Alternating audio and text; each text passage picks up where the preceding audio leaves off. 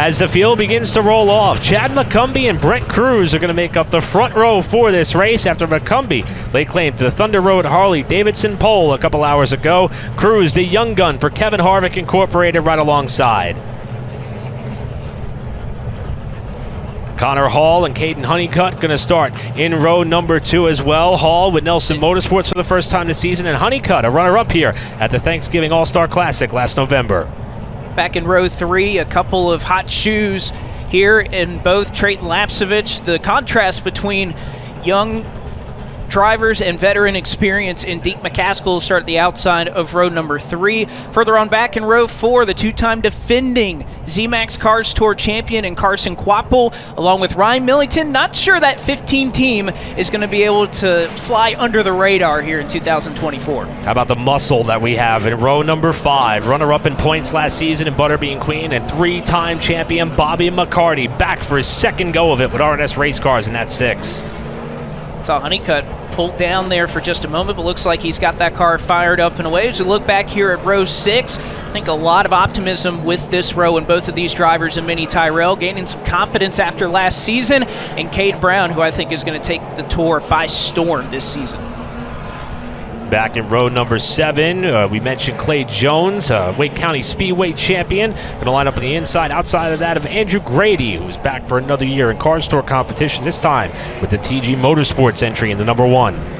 A solid run here for Logan Clark. Been getting a lot more seat time. Again, started about halfway through last year for R&S Race Cars, putting together a full-time effort this season, along with Jamie Cottle, who has about as many laps at this racetrack as anybody in the starting field today. Inside of row number 9, Katie Hettinger trying to become the first female driver ever to win in Cars Tour competition. And outside, Mason Diaz. What a story it would be for him, filling in for the injured Jared Fryer. Not sure how much we'll see Diaz this season, but he's got an opportunity here at a racetrack that is his home. And again, Cameron Boland just further on back, defending Rookie of the Year in 2023, set to go here this afternoon, as well as Bryce Applegate.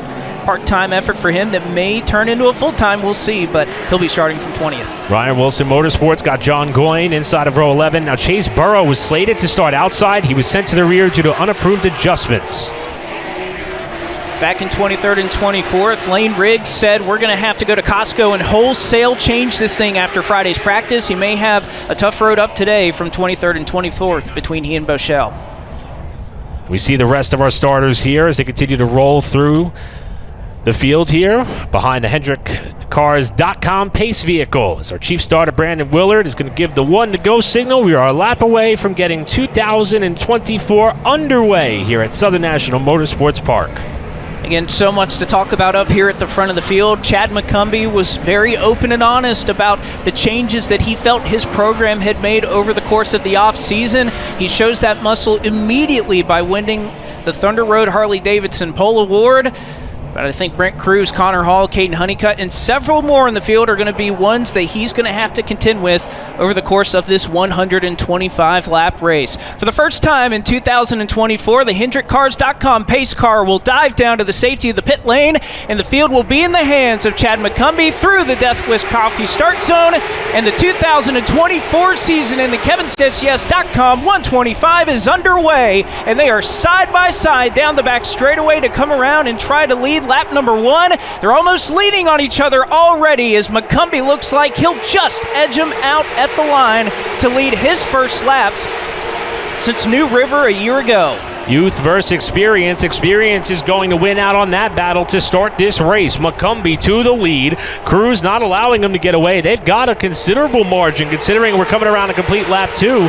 Over the third place runner contact. That's Quapple, the champion, up into the side of McCaskill as they came together on the front stretch. And that may be the first issue that we have seen here, Eric. Again, last season it was not a DNF once for that number 8 car, but there is definitely some heavy damage on the right front fender of the Bass Pro Stop Chevrolet, and one of the favorites in Deke McCaskill, you can see the damage that he has on the left-hand side of his R&S race car. McCaskill there, a 4-time pole winner, 3-time race winner here, including last year. Here's what happened right side of your picture as they come down the front straightaway. And McCaskill, yeah, you can see he's trying to dive down and just get underneath Trayton Lapsevich.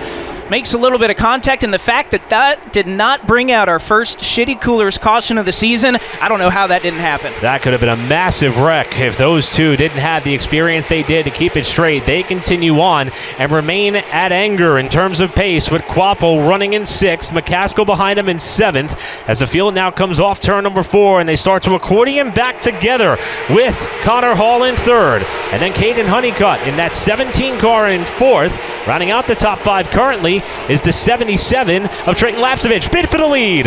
And already almost contact up here at the front of the field. McCumbee will give the young gun necessary space there down on the bottom. And at the line, it's going to be a dead heat between your top 2. Brent Cruz going to be able to go through for the race lead as McCumbee slots in line just behind Connor Hall, who had fallen back a couple of car lengths in the opening few laps of this race. He's found his way back up to these top 2 and running in the 3rd position, but new leader here with 1:17 to go. It's a young hot shoe and Brent Cruz. Perhaps the old adage of you don't know what you don't know is going to pay off for that youngster, being that all the field is on that new compound of Hoosier Tire, the S2. This is the first time we've seen it in Cars Tour competition in terms of race pace. Cruz now out to a healthy lead as we drop back to a battle here between Andrew Grady in the 1, the 15 on the outside, Ryan Millington in the black car, and that South Carolina 400 winner, Cade Brown from Matt Piercy Racing, trying to keep the fender inside. I think checking up just a bit, but you could see the left front fender on the apron onto the flat for Cade Brown. Kind of shades of what Chris Wright went through a little bit last week in the Pro Late Model race, having some saves and having to use a little bit of that apron down there to try and make some ground up, as the entire field single file on the bottom right now. And again, they've done a lot of work here at this racetrack. You can see the freshly paved asphalt up at the top that was put in place before the Thanksgiving Classic last year. But Eric, it seems like for now, that bottom groove is where these cars like to run. One other element we've talked about several times in terms of Cars Tour races is that of a potential of a competition caution. As we saw last week, as we got a battle for second starting to shape up here, that's Connor Hall to the inside of Chad McCumbee, and Hall has the preferred line on the bottom. He'll take second. 45 consecutive green flag laps is what will bring out a Shitty Coolers caution, and we will not see that potential competition yellow if we are within the final 15 laps. But it'll be the first time we've ever seen a choose option here in Cars Tour competition at Southern National. We didn't have that rule in place last year. You can see why everybody wants the bottom. And I think we're starting to see kind of this mentality play out as Quapple and Lapsevich almost had a tangle there out of turn number 2. And what we were going to mention, Eric, is the fact that, you know, we heard a lot of pre-race, these ST2 tires, are you going to have to save quite as much? Is there just as much fall-off as there was? Is there the ability to save and then drive through the field at the end? At least from what we can see out the window, it was pretty easy a year ago to see the Jacob Hefners, the Ronnie Bassett Juniors of the world, who were really conservative early on in these races with saving their stuff. It's definitely not as much of a factor right now. You can see Cruz continuing to drive away from this field.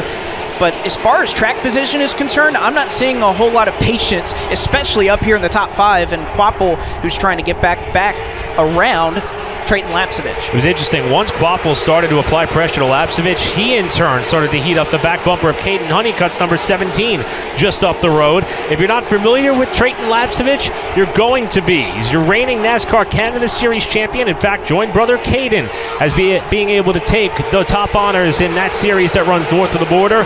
He now knows this is a place where he could impress, turn some heads, and he's doing it with a team that has been very strong. That's a Chad Bryant Racing entry, and they went to victory lane with Connor Hall last season. We'll see what Trayton can do in 2024. He's off to a really good start running up there towards the front.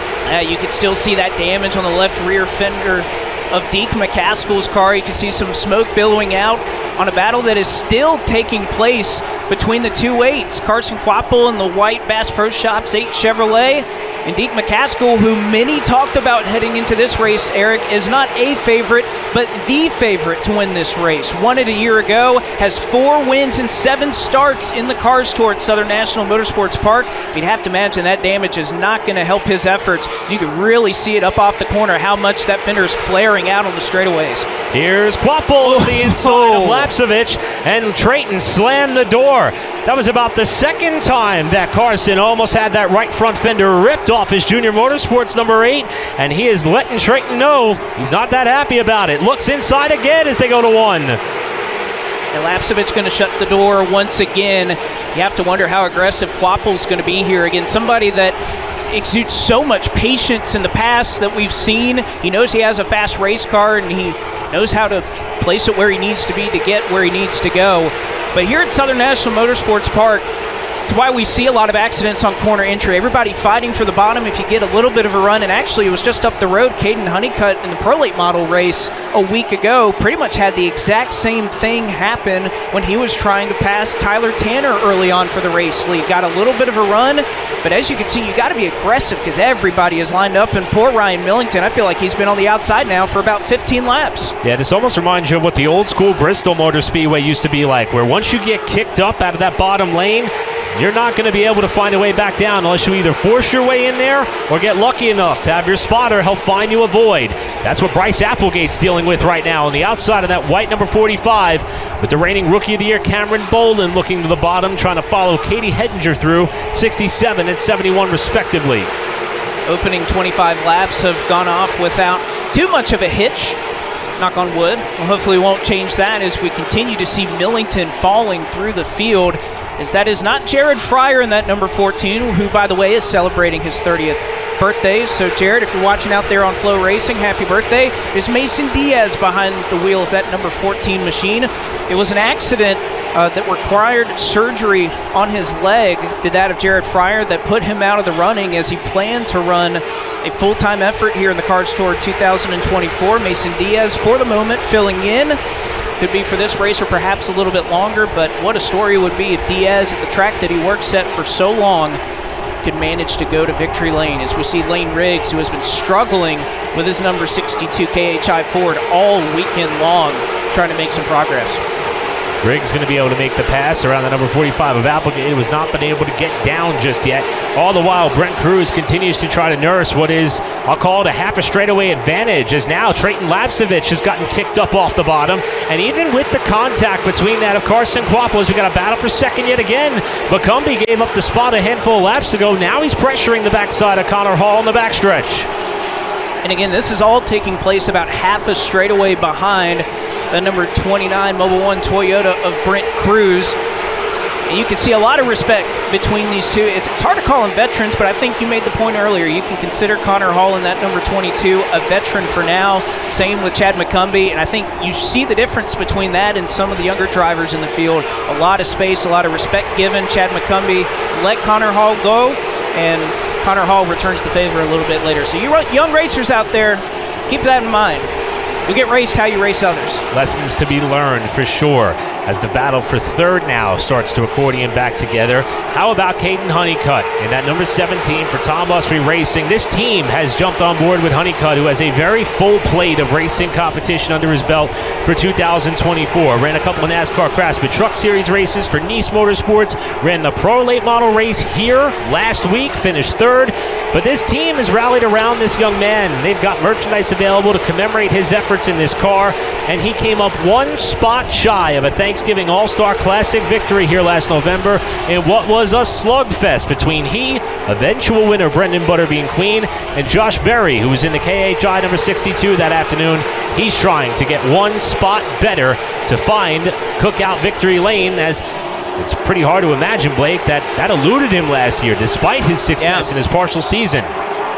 You're certainly right. And talking to Caden yesterday, there were a lot of teams, Eric, who were not so happy with the handling of their race cars after Friday's practice. And Caden was one of the few that I talked to that said, we have got this figured out. We are going to be good this weekend. And every time that I spoke with Caden last year, he said, we got a good race car. He did not disappoint. One thing, though, you really see it on that speed shot there. Did not see it in qualifying. We saw a couple of cars that were almost scraping the outside wall. That low exit off of turn 4, indicative, I believe, of these drivers at least trying to save a little bit of this brand new Hoosier ST2 tire. It's a really good point, Blake, as we see this fight just not going away. This is third on back. Brent Cruz is just about checked out and is riding just fast enough to not catch the tail end of the field. As you see here, Connor Hall in the 22, Caden Honeycutt in the 17. There's Carson Quapple in the 8, Deke McCaskill in the 08, who have survived their major contact in the opening few circuits. As Quapple looks down to the inside, Honeycutt's going to protect the spot. A little bit of contact there off of 2. Quapple with a big launch off the second corner, inside of Honeycutt, who tries to pinch him down. Quapple has had his hands full trying to get around some competition here. Honeycutt, I think, going to try and find a hold down as you continue to see some smoke billowing off the right rear of that 0.8 per your tank lines forward. And Honeycutt, is he able to get down? Lapsevich is not going to let that happen. And unfortunately, the bleeding may just be starting for that number 17 Winford. Can he get down to the bottom? No. Brendan Queen is there. How about Minnie Tyrell, who has made his way up a couple of spots since we dropped the green flag? Great run for that number 81. And had a long conversation with Timmy Tyrell earlier this morning and talked about the confidence that Minnie has been trying to build over the course of the last year. It was a tough 2023 for Minnie Tyrell in this 81 team, where it didn't aspire to the goals that they had reached for themselves. But certainly a confidence boost and a shot in the arm right now for Minnie Tyrell running inside the top 10. How detrimental is it to get kicked up to that outside lane? Caden Honeycutt went from running in a podium spot to 10th the last time they came around. In fact, he may have gotten kicked outside the top 10 as Andrew Grady is floating his way up towards the front early in this race. But it's been all Brent Cruz, who the car you see out the windshield of that number 29 is Jacob Hefner for Carroll Speed Shop. This is exactly what Hefner did last year. He dropped to the back of the field, took his time, stayed on the lead lap, and then charged up to a top 10 finish late. I bet you that number 95 is going to stay right there up until the competition caution, should we get 45 laps complete. And Hefner is certainly trying to save his stuff for the finish. Well, and again, that would be just around the corner, as we have run just about 45 laps to open up this race. All good, and you can imagine that Hefner is probably going to at least back off a little bit. Again, we'll get a great vantage point to see if saving that much is worth it, but for the first time in 2024, Eric, the shitty coolers caution has been displayed here at Southern National Motorsports Park. Got a graphic for it and everything. I love it. Coming up on 80 laps to go here at Southern National Motorsports Park, you see the results of the choose, which, by the way, it was kind of this race last year that was the catalyst for the Cars Tour implementing a choose rule in the first place. HendrickCars.com pace car has left the speedway through the Death Wish Coffee restart zone. We are back underway at Southern National, and once again, Brent Cruz not even going to go side by side this time. He's going to get out a couple of car links to that of Chad McCumbee and Connor Hall, who are going to go side by side for second. Hall wanted to be the brave soul. Look at the right side of that speed shot. That's Mason Diaz and the Jimmy Moore racing number 14. They did not get that car back out in time for the restart. He has already gone one lap down, and that car is yet to move as McCumbee has moved up into second place ahead of Hall. Quapple to fourth. McCaskill now stuck to the outside of Trayton Lapsevich. No, and he wanted to get down. He wanted to so bad, and that spotter call came in and said car inside just at the last moment, avoids catastrophe. But unfortunately for Deke McCaskill, he's going to have to wait a little bit to get down. You see another RNS race car on the inside there in Minnie Tyrell. Not a house car with the house team, but he is able to get down in front of his teammate of Bobby McCarty. You continue to see the smoke off of that right rear. That tire rub is not going to get any worse. How about Andrew Grady trying to hang it out on the top side? He was third or fourth, I believe, on the outside over the course of that choose. Somebody that knows this racetrack oh so well, and I think for somebody that just had a lot of bad luck in 2024, this is a racetrack that he loves to start the season at, try to gain some momentum. One of the few drivers in the field who took advantage of what was a late model portion of the speed week that was run here at Southern National on Wednesday, Thursday, and Friday. Grady now, after working his way up into the top 10, going to give up the spot to Cade Brown, but remain ahead of Hettinger as Cruz leads us back down to the line. And he has pretty much had this race under his control. The question that will start to linger is he pushing too hard too early? We'll have to see if the competition can chase him back down here as the laps continue to roll. The number 14 of Mason Diaz, you spoke about him earlier. They're struggling with getting fuel to the carburetor, so the team is working diligently to try to get that 14 back on the track. He also did have quite a bit of nose damage that they were able to assess. Hopefully he can rejoin the field here and get good points. And a heartbreaker there for Mason Diaz, who can find some comfort in the fact that he will be filling in for Junior Motorsports in a couple of weeks or so, about a month, when we visit the Hickory Motors Speedway, as Carson Quapple will be making his NASCAR Xfinity Series debut for Junior Motorsports. So Mason Diaz excited, I'm sure, to get to work with Brian Schaefer and that entire junior motorsports team here in about a month or so. But unfortunate start to his race here at Southern National Motorsports Park. Back at the back end of the top 5, you see Trayton Lapsevich, Brendan Butterbean Queen, and again, Minnie Tyrell, who continues to march on forward through this field and took just a dive there to the inside of Butterbean into turn number 1. Tyrell appears to have himself a very fast race car here this afternoon. Maybe 2023 did not unfold the way in which he had hoped for, and his family-owned team was 13th in points, one top 5. That was a third-place effort at Dominion, but he also led several laps, 74 laps at Florence before fading late. This year is an opportunity for he and that organization to hit the reset button, and he is latched onto the backside of Butterbean as Butterbean gives a warning shot there to that 77 of Trayton Lapsevich, seeing that Carson Quapple is starting to drive a little bit further forward. I think you can see just how much track position is of the utmost importance for these drivers. Take a look at Caden Honeycutt. We mentioned he got bumped outside the top 10. He has not found his way back up to the front of the field just yet, and even is having some trouble keeping up with a couple of these cars that you see on the right-hand side of your screen that are running just inside the top 10. But how about Brent Cruz? We talked about the fact that could he be pushing a little bit too much too early? I think you even brought up a great example with Minnie Tyrell at Florence Motor Speedway. Led a ton of the early portion of that race and wasn't able to hang on, didn't have enough tire left at the end of it, as now he'll look to the inside of Butterbean into turn number 3. And Quinn will give him just enough space to try and operate down there on the bottom and see if he can't get down before Deke McCaskill pokes his nose in. Survey says no. Quinn may lose another spot. And look at Queen there get a little bit sideways as he got back to the power off of turn 2. Quickly fills the hole between the two RNS race car entries of McCaskill in the 08 and Bobby McCarty in the 6 to kind of stop the bleeding just outside of that top 5 spot as the battle for the lead is starting to tighten up. And we talk about the versatility of several of these racers and drivers. Young gun in Brent Cruz is no exception. He picked up an ARCA Menard Series win last year on the dirt in Illinois. Also became the youngest Trans Am TA2 champion ever just last season.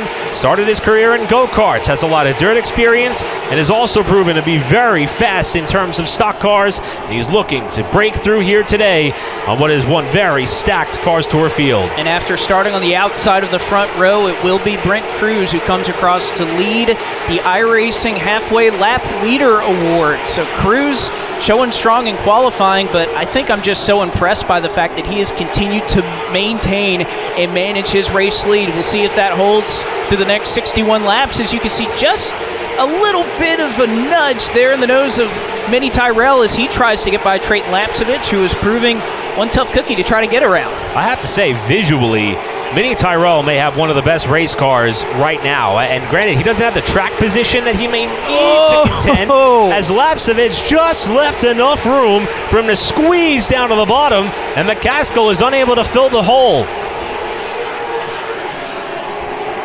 And that'll be Minnie Tyrell working his way up into the top 5. What a confidence boost that this race could possibly be for that young man. One of the fastest cars on the racetrack is that number 81, aside from the fact that Brent Cruz has built up about half a straightaway of an advantage over the number 16 of Chad McCumbee. Cruz, as you can tell, another driver who is well into the Toyota Racing Development Pipeline, which we heard Brendan Butterbean Queen and his lead pulling performance operation talking about. Cruz tagged as part of a 2-car venture with Kevin Harvick Incorporated this season. We expect Cruz to go for a title, while we'll see many drivers in the team number 62 car, from Lane Riggs, who's in it today, William Sowalich, who won the ARCA race at Phoenix a couple of days ago, Landon Lewis, who's going to run in the Cars Tour West for several races, and also Josh Berry, if and when his schedule will allow. Cruz is going to be paired with a lot of very good drivers to try to hone his craft in this style of race car. He's showing right now he's running pretty well. His teammate, however, appears to have punched the nose in on his race car. And this has been a struggling weekend for Lane Riggs. Was talking to him yesterday, and he said, we're going to have to go to Costco and throw some wholesale changes at this race car. They were terrible, in his words, on Friday. But, you know, he said something else to me, and he said, you know, I get to approach this weekend with an entirely different mindset. Of course, I'm running full-time with Front Row Motorsports in the NASCAR Craftsman Truck Series, but he said something of note that this year he gets to come out here and just have fun, try to race, and try to have a good time. I don't feel like my career is on the line every time that I strap into the race car right now. His future is a little more certain. Unfortunately, it has not translated to some speed this weekend as they have struggled with that race car as he's trying to hold off Logan Clark back here just outside the top 20 is Applegate just behind them. Got Hoot Scoot and boogied out of the way by Caudill, I believe. He's able to save the race car. We stay under green as Applegate loses that spot to Caudill. We flash back up to the race leader who has caught the tail end of the pack, Ryan Joyner in that 15, and Ronnie Bassett, who we thought was going to have a great run here this afternoon, after he came home with a very solid finish despite losing some body work here late in the going in 2023, salvaged a 16th place effort before moving on to finish on the podium at Florence in the second race of the season. Right now, Joyner will go a lap down.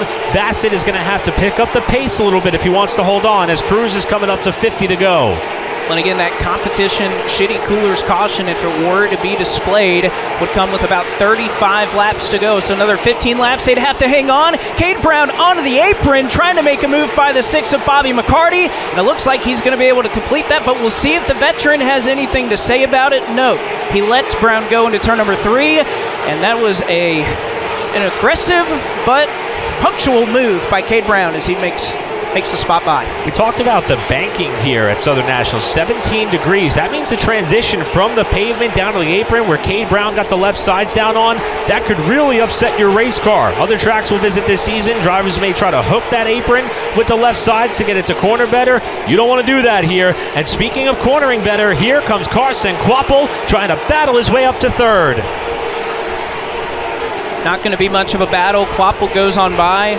See that damage on the right front fender, but not negatively affecting that car just enough. And again, these two have raced each other quite a lot this year already for how early on we are. There's a lot of jousting between those two over the midst of the icebreaker that was run at Florence Motor Speedway a couple of weeks ago. One car pulls down into the pit lane. The 15 of Ryan Joyner, as a matter of fact, he'll do a drive-through and come back out onto the racetrack. Also of note, Ronnie Bassett Jr., we were talking about the fact that he was going to go a lap down. He is on the inside of the track and has not only been lapped by the leader, but is starting to fall outside the top 10 in terms of cars that have lapped in. That car is well off the pace at the moment. Bassett, another driver who took advantage of the first competition caution that we saw to try to make adjustments. Evidently, they did not go the way in which they were hoping. Talked to Ronnie just a little bit yesterday afternoon. He said he was really looking forward to getting this race underway, but unfortunately the season is not going to start in the way in which he hoped for after he collected several podiums in 2023, with Cruz continuing to nurse the advantage over Chad McCumbee, and the tail end of the field they're starting to catch is getting a little bit physical, knowing that the leader is knocking.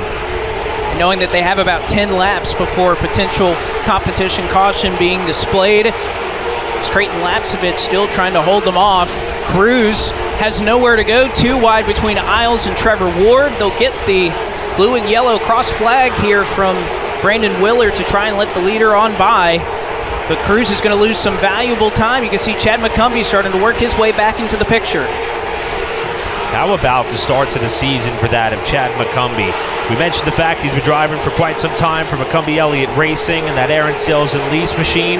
As you see there, Ward yield to McCumbee to allow him to get by, while Cruz is still kind of boxed in behind Buddy Isles. But for Chad, it's been quite some time since he went to victory lane in late model stocks under the Cars Tour. Hickory 2022. He's raced just about everything you could think of, including MX5 Cup cars, ARCA, and more. Also had a brief stint in the Cup Series, but he has found a home here in the Cars Tour, and this is the type of runs and results that he and that team have been hoping for, and he is off to a flying start in 2024. Car just out of the frame of your picture there is also off to a pretty good start this year in Carson Quapple. Andrew Grady going to look down to the inside, perhaps a bump and a nudge to the 6 of Bobby McCarty, as McCarty started to fall on back, struggling with the handling of that number 6 RNS race car. And again, great to see that Bobby McCarty was able to get back out onto the racetrack this season. It was unknown, and even told Jacqueline earlier in December, I didn't think I was going to be back out here in the Cars Tour. And the Cars Tour just simply is not the same series without Bobby McCarty behind the wheel. A 3-time series champion, but we talk about so many different young guns and veterans who run in this series. Bobby McCarty embodies everything that the Cars Tour is, and it's good to see him out here and still hanging on, fighting for a top 10. You have to wonder, if it wasn't for a handful of mechanical failures last year, what the season would have looked like for McCarty. Possibly would have had more than just that one win at Dominion, as Buddy Isles gets shoved aside by Brent Cruz because he knows that Chad McCumbee is starting to close in for the battle for the lead, and he is not alone. Carson Quapple, Connor Hall, and Minnie Tyrell are not far behind. Top 5 starting to come back together, and there is a lot of cars in front of the leader's windshield as they catch the vehicles that are desperately trying to stay on the lead lap before the next comp yellow. And that comp yellow could come in just a few mere moments, so could Chad McCumbee get control of where he wants to choose and what lane he wants to go to? Cruz will cross the line, and that will signify to Brandon Willard to put out our second Shitty Coolers caution of the afternoon. And unfortunately for Chad McCumbee, came up just a bit shy of trying to pass Brent Cruz there for the race lead. So 35 laps to go. 35-lap shootout. Here we go. We'll see what they can manage. The HendrickCars.com pace car pulls down into the Death Wish Coffee restart zone. We are back underway here at Southern National, and quickly enough, Deke McCaskill took the rest of the field to school, chose the outside second car, and is immediately able to get down on the bottom. It didn't do it too early as far as I could tell. Did it after the start-finish line, which would make it a legal lane change, but it looks like they're going to call off the initial restart. Should be noted that here in 2024, when we look at the Death Wish Coffee restart zone, that zone was a little bit smaller than years past, and from our vantage point, it appears as though the zone begins at the white line that is there in turn number 4. You see there where Chief Starter Brandon Willard is, there's 2 orange flags sticking out of the catch fencing, and that white line is the start of that restart zone, so we'll have to see if we can get official word as to what the reason for the caution being called back was, and it was a warning to that of our race leader in Brent Cruz in the 29 for jumping a little bit too early. That is his one and only warning. If he goes early this time through, it'll be a different scenario for us to re-rack the field and get everyone back in order. Golly. If you're a Deke McCaskill fan, you got to be a little... That's a tough break right there. Did everything he would have wanted to do, and he's going to have to hope to repeat the effort if he's going to be able to get down in front of Connor Hall. But we will try it once again. Field is doubled up. Pace car will pull down and into the Death Wish Coffee restart zone once again. We'll see what kind of jump Cruz gets, and it's not a good one as Quapple gets a launch on the outside. Cruz has trouble getting from 3rd to 4th gear. Quapple takes the lead. McCaskill jumps up to 2nd. And in the accordion effect, Bobby McCarty has destroyed the front end of his race car. We stay green. Everybody pointed in the right direction. There's McCarty. Barely could see over the crumpled hood of his RNS race car entry. And he's got a teammate behind him as he looks to try to find safety on the bottom. And now there's trouble. Multi-car spin in turn 1. That is Gavin Boschel who has gone around. And another car hard into the wall in turn number 2. And I believe that is Andrew Grady who has ripped the left side of his race car off after having such a strong day. And his car is destroyed.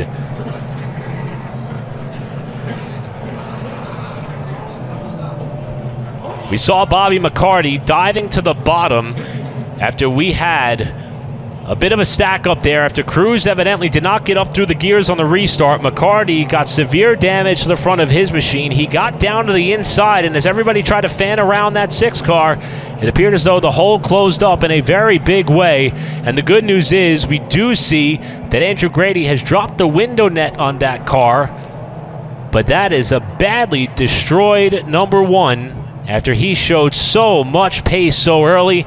And Blake, there are a lot of cars that are going to be in need of some repair.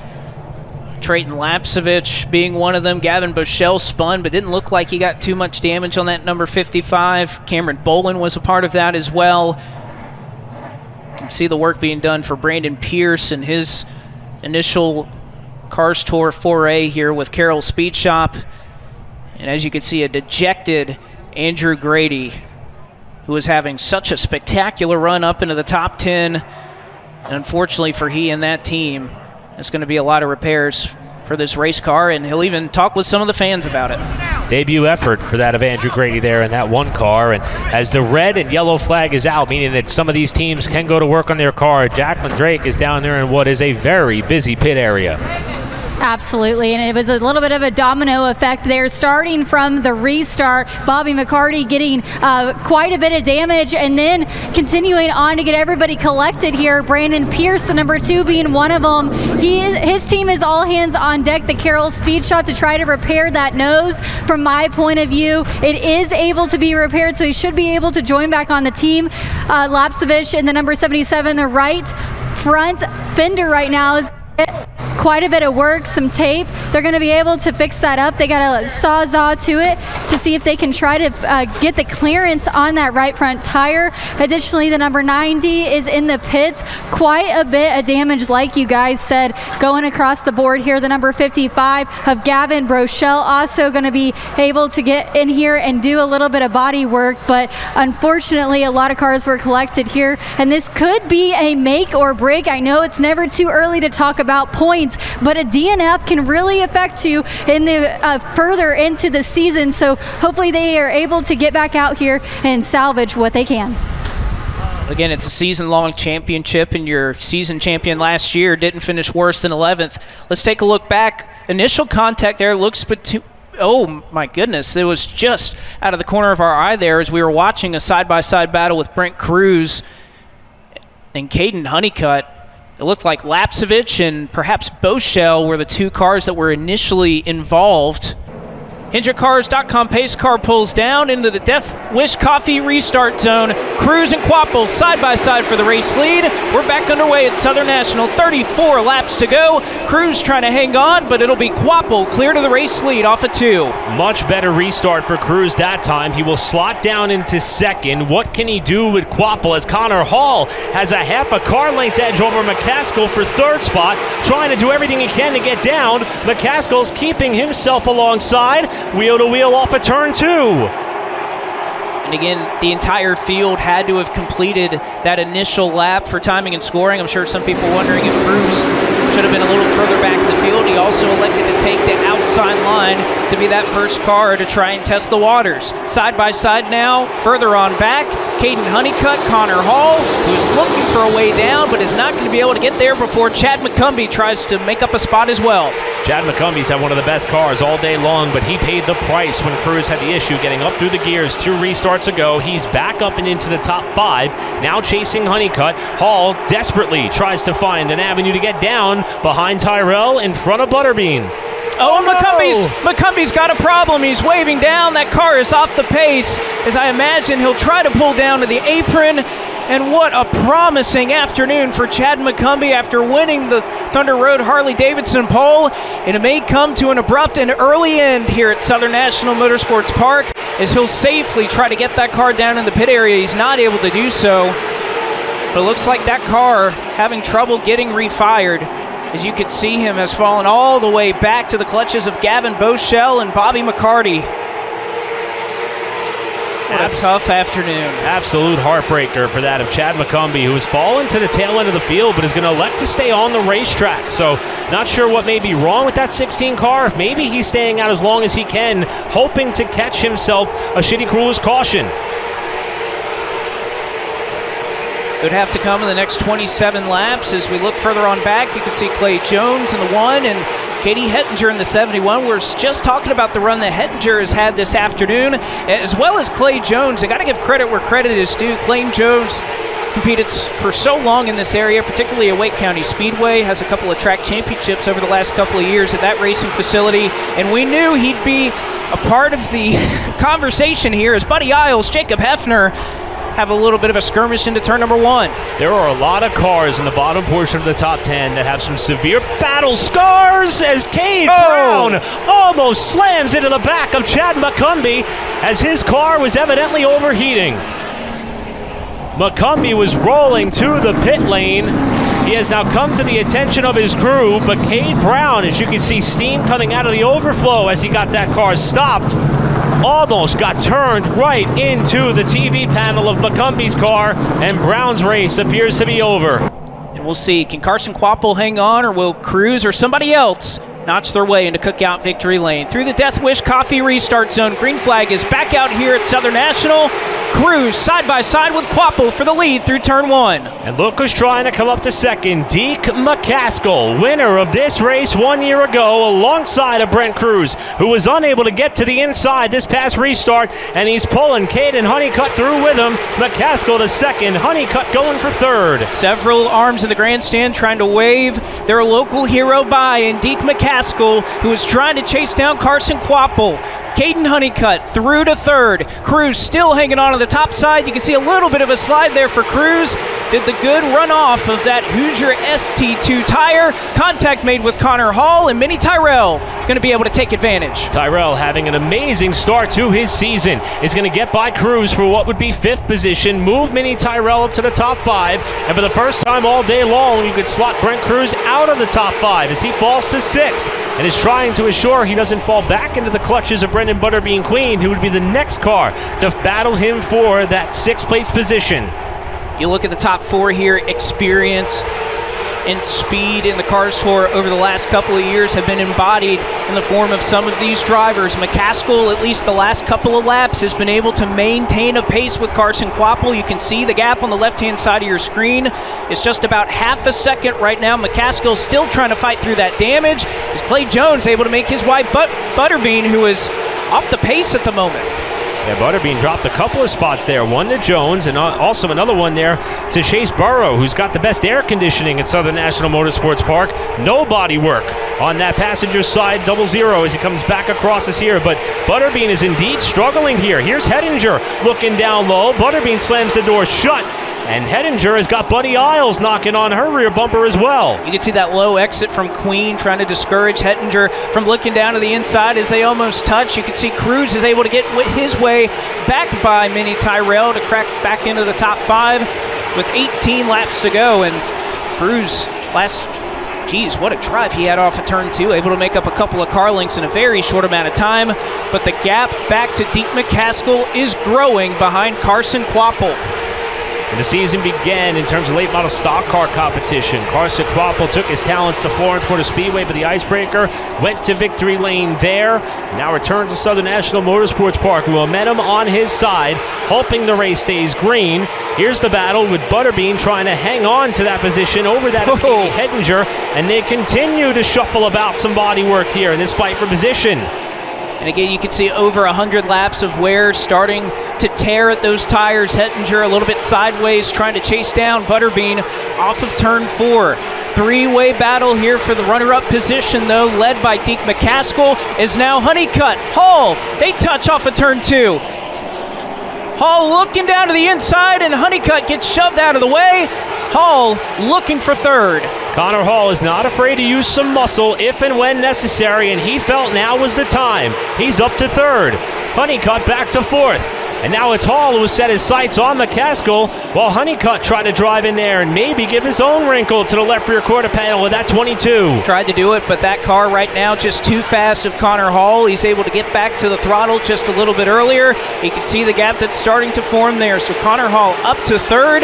Now has Deke McCaskill in his sights with 13 laps to go, and they're all chasing the number 8 Bass Pro Shop Chevrolet, who continues to extend his lead. We talked about how important qualifying and starting position is at this racetrack. Carson Quappo rolled off 7th. That would tie the furthest back anybody has ever come to win a race here at Southern National Motorsports Park with the Cars Tour. It was Taylor Gray back in 2020 who accomplished such a feat. Quappo trying to kick off his title defense with a victory here, and he'll be 10 laps away when he gets back to the line. There are some cars that are awfully sideways off of turn 4. Ronnie Bassett Jr. nearly spun off of the corner just this last time by. Connor Hall, though, no trouble for him. He's able to make his move up to 2nd. So now, kind of repeat of the icebreaker that you had at Florence Motor Speedway. Quappo 1, Hall 2. Would he need a A shitty cooler's caution, though, to try and chase him down with just 9 laps to go. They are closing in quickly on the tail end of the field, and as you mentioned, Blake, some of these drivers have their hands full, including that of Butterbean, who is now trying to hang on to a top 10 spot ahead of Buddy Isles, who has moved up into the 10th position behind Queen for 9th, as Hall continues to try to close up the gap on Quapple. Great racing all over the speedway. Butterbean trying to hang on, Quapple trying to protect the lead. Isles doing a tremendous job, and you can see the amount of lap traffic that Carson Quapple is going to have to deal with here. Cottle moves out of the way, lets these leaders settle it amongst themselves. They'll be side by side in front of Quapple, though, between Bolin and Bochelle. Bolin goes to the high side, gives the bottom to Carson Quapple, and that's about as well as you could have asked for if you're that number 8 car trying to get through this lap traffic. May have to poke to the outside of Gavin Bochelle here off of turn 2. You can see Bochelle lifts and gives Quapple some space, so no hindrance there for Quapple getting through some of the lap traffic. Here's the battle for 3rd. McCaskill trying to hold on to a podium spot as you see Connor Hall get a little bit sideways. Just oh, trouble! Sure. Turn 2. Brendan Butterbean Queen into the outside wall. Caution is out, and it looks like a little bit of contact may have happened with the 71 of Katie Hettinger, I believe, as he's into the outside wall. A little bit of damage, but never went fully around. And with 6 laps to go, this might be exactly what the doctor ordered for Connor Hall. This may be the chance he was hoping for, because Hall was definitely leaning on that right rear tire for a chance to get up to Carson Quapple in the closing laps of this race. And Blake, this is probably the only time in recent memory we could recall Butterbean being involved in an incident of any sorts. Remember last year, it was the nature of his consistency all throughout the year. No DNFs in all of his efforts, even after the issue with fuel at Tri-County. But it's the first time we've seen him have some trouble. This is off of turn number 2. Yeah, he did go fully around. Great job by McCarty to miss it. HendrickCars.com pace car pulls down in the Death Wish Coffee restart zone. We go 5, count them 6 laps to go here at Southern National. Quapple leads him into turn 1. Honeycutt trying to hang on the outside. A little bit of contact as Hall down to the inside of Honeycutt for 2nd. Not sure if the effort there was to try to move the 8 car up or just to allow Hall a chance at this. A chance to battle for the race lead with 5 to go. Hall to 2nd, Quapple the leader. Battle for 3rd. Here comes Connor Hall, but it's Quapple with the drive off 2. Great drive there for Carson Quapple off of turn number 2. Contact further on back between Honeycutt and Chase Burrow. This is the battle for 4th now. Burrow trying to hang on with all of that damage, but 4 laps to go. Connor Hall trying desperately to do anything to chase down Carson Quapple as Burrow gets the best of that battle with Honeycutt. As you said, Blake, the fans around this racetrack are watching Chase Burrow at work in a big way. He's up to 4th, now trying to hold on to that spot. Hall having to dig deep. He's about a car length off of the race leader in Carson Quapple as they exit turn 2 and down the backstretch. It'll be 2 to go this time by. Hall sends it in deep into 3. Quapple definitely got fired up earlier in this run, but Connor Hall trying to chase him down. If it takes a couple of laps for this car to come in, we'll see it now. 2 car lengths separate your top 2 runners as they'll come around this time. You see how much Connor Hall trying to send it into turn number 3. He's going to have to do some more as white flag in the air. One more trip around Southern National Motorsports Park. Carson Quapple looking to defend his title and doing so in the best possible fashion as he's going to come off at turn number 4 and win the KevinSaysYes.com 125 at Southern National Motorsports Park.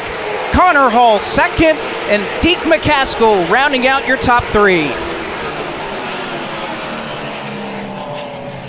Title defense already off to a flying start. We mentioned Carson Quapple. If you want to handicap the field in terms of the championship, perhaps a little bit handicapped by the notion that he will not be with us on April 6th at Hickory for good reason. He's won a championship with missing a race before.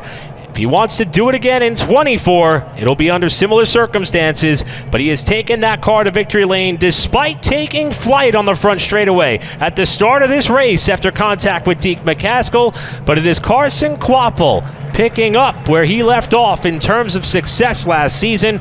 trying to win himself another zMAX Cars Tour title presented by Sound Gear, and he is going to acknowledge the fans who have wrapped around this 4/10 of a mile oval en route to Cookout Victory Lane. It is his 10th win in the zMAX Cars Tour presented by Sound Gear. One more would tie him for third all-time with the man that finished a couple of spots behind him in Deke McCaskill. And what more can you say about this driver? His poise, despite the fact that, yes, he had that damage, and that could have been the end of his day a little bit earlier on. But nevertheless, this car is fast, and Carson knew exactly how to get the job done as he will pull in to Cookout Victory Lane here in Luke Common, North Carolina. And in fact was in Cookout Victory Lane a week ago celebrating with Kyle Campbell. He nearly caught the cork of the champagne bottle when Kyle popped it off. That seems to be a Quapple family tradition. If you've been following along with us, after Caden won a couple races in the championship last year in Pro Late models as well. Carson Quapple, what an incredible start to the season. Also going to add this trophy on the same shelf possibly as the icebreaker win that he had at Florence in the offseason for some of the late model stock competitors. This is the exact start that team was hoping for, and they're going to try to carry this momentum into New River All-American Speedway in a couple of weeks' time. We'll take an opportunity to go down to Cookout Victory Lane and hear from our winner, Carson Quapple. Will be standing by with Jacqueline. One of the traditions here for Junior Motorsports is they always like to give him a bottle of water. Carson Quapple likes to throw it back. Coming out of the car, your winner today at Southern National Motorsports Park, Carson Quapple. Kevin says yes, 125 winner. Carson, you just got a little bit of a shower there. Man, what a victory that you just had. Everybody was on their feet in that final restart. What was going through your mind? I was pretty nervous, honestly. Connor's a pretty good racer. Obviously, he knows what he's doing out here, so be right at my bumper on the last restart's not something that I was looking forward to. I've raced with him in the past, and it can get a little hairy sometimes, but fortunately we really had just a good Bass Pro Shop Sharp. Brian and the guys gave me a really good piece, and it made my life a little bit easier there. We've seen you in Victory Lane a lot of times. His dad, Travis Quapple, coming over to say congratulations, but this is your 10th win in the zMAX Cars Tour. What a journey it has been. What would you say is the biggest key to all your success in this series? Man, I feel like it's not me, it's the whole team, honestly. Brian and these guys, it's crazy what they can bring to the racetrack week in and week out. It's just really fast race cars, and like I said earlier, it just makes my life easy when I have such a good team behind me, and just can't thank all the fans and everybody that helps out for coming on out and enjoying the show. Now we know you have a big debut coming up in the Xfinity Series, but now you have this win. Is there hopes and potential for another championship on the line here? I mean, you never know how it could go, right? That's how we won the 2022 championship. We missed one race and still were able to win owner and driver. So obviously the hopes are up, but I see the realism of it. Brendan, Connor, all these guys that I'm racing with, they're really A-class drivers and really good teams. So it'd be cool too, but it'd be tough. Carson Quapple flexing his muscles here, the champion coming out on top in the 2024 season with a race win. And again, feels similar to the run that they were building just over a year ago. He nearly won this race a year ago to start his 2023, then rattled off 3 consecutive wins early on in the season, and that was enough to bolster him to that 2023 championship, although I think he's pretty honest about it that he knows the potential of missing a race, that's not going to help his cause by any stretch. See Minnie Tyrell coming over to congratulate Carson on a great run. Great run for Minnie as well. He was running up there towards the front pretty much all race long.